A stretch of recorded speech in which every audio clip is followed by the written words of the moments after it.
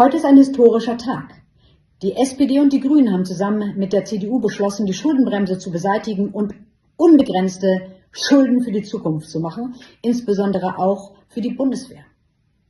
Aber das können wir noch verhindern. Die AfD kann das verhindern. Wir können den neuen Bundestag, den demokratisch legitimierten Bundestag einberufen, den 21.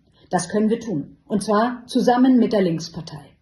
Die Linkspartei ist jetzt aufgefordert, mit uns zusammen die Einberufung für den nächsten Montag zu beschließen bzw. zu beantragen. Dann ist der Bundestag einzuberufen und dann kann am Dienstag der 20. Bundestag nicht mehr tagen. Also, liebe Linke, ihr seid gefordert, verhindert diesen Verfassungsbruch, verhindert diese Außerkraftsetzung der Demokratie, verhindert das, was Rot, Grün und Schwarz jetzt geplant haben, oder schweigt für immer.